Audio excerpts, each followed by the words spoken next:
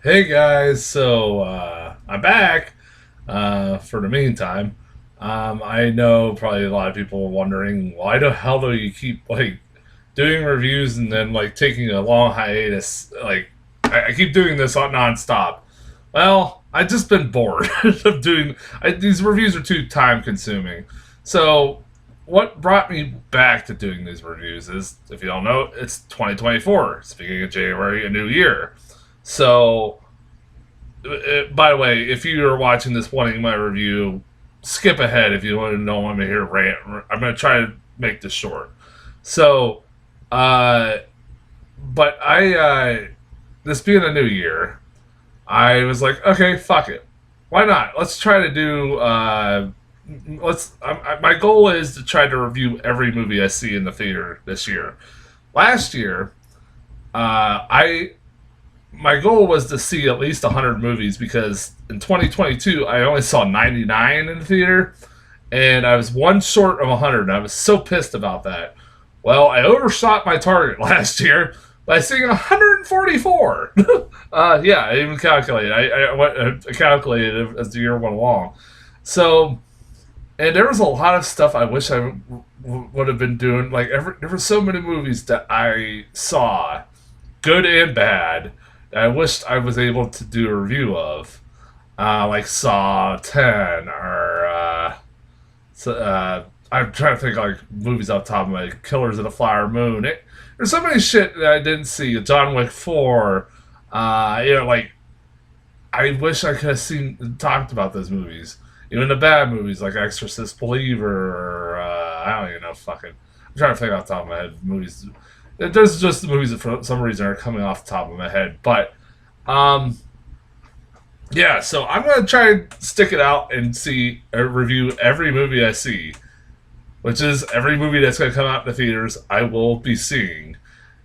Now, again, I could change my fucking mind on a dime. I'm gonna try not to and stick with this. Looking at the slate of movies this year, I don't know if I'm gonna make it, but I'm not gonna lie. I don't even know if I'm gonna make it for the first 2 months. Uh, uh, Jesus criminy.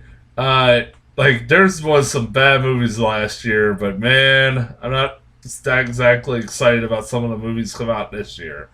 And what a way to fucking start off the year with two definitely January movies, because January is always known for being the shittiest time for movies to be released. And my goal is also, by the way, is to make these reviews a lot shorter because one of the reasons why I quit doing these is because these are too fucking time consuming. And I don't have the time to just do 30-minute reviews on each movie. So I'm going to try to make this as short. While I'm saying that, I'm also already at 3 minutes and I haven't even fucking talked about the movie. So, let's talk about the movies I saw. First movie I saw was something called Some Other Woman. Um, yeah, I'm sure a lot of people are going, what the fuck is that? And it's another in a long list of movies of I have never heard of this thing until about a couple days ago. Um, I saw this being advertised or being on a Showtime list, and I'm like, all right, what is this? And I saw the trailer and I looked at the synopsis, and I was like, that don't look too bad. That actually looks interesting.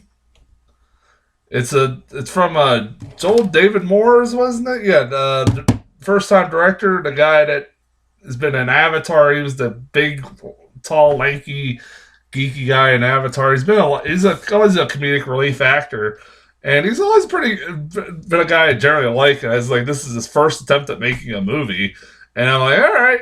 And I thought the trailer looked interesting, and eh, it's a movie that I walked out of it going, I don't know how I feel about this. It's a movie about, if you don't, the plot is, it's about this woman and her husband. Her husband being played. I'm trying to remember the girl's name was. She's a girl. She's an actress I've seen in many shits. I want to get her name right off the some kind of other one. Amanda Crew. I've seen her in a lot of stuff, and she is really good in this movie. I'll give her that credit. She is really good in this movie. She and her husband, played by Tom Felton, probably the most famous person in this movie, obviously, She was Draco Malfoy in Harry Potter. That's actually the last thing I saw him in. So, in a theater, they're on a tropical island where he's for his work, and she kind of left her passion for singing for him to pursue his career, and she kind of has this regrets over it, obviously, and she keeps having miscarriages, and also at the same time she's having seeing this woman kind of basically stalking her in the like where it's throughout the whole island, and everybody thinks she's going crazy, and then all of a sudden she also starts things start changing around her, like the walls are completely different one day from in her house than they were when she woke up, or like her coffee cup mug is completely missing and replaced with something else, and it's slowly but surely like she's losing her mind, and slowly but surely this woman is starting to take over her life, it looks like. And it's a movie that you're like, okay, what's the twist? Like, you're kind of like, okay, what's the end game? And that's what pretty much the whole movie is for it. It is kind of, you kind of like going along with, for me, going along with the ride, like, okay, where's the end game? Tom Felton's character is kind of an asshole, and like, is he in on it or something like that, or yada yada yada. I won't get into spoilers about what happens halfway through it, but when the movie ended, and then you kind of gather a little bit of what happened, I guess, or what was really happening, I just sat there and scratched my head and I went, do I really like this movie? And I go, I don't know. I don't know.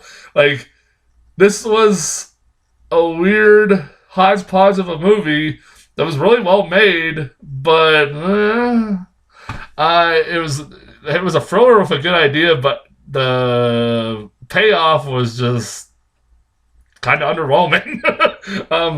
And it's about something with a fucking fisherman and a boat, and there's a story about a fisherman and his pregnant wife, and it comes into play. Remember that story because it definitely comes into fucking play. I knew it would.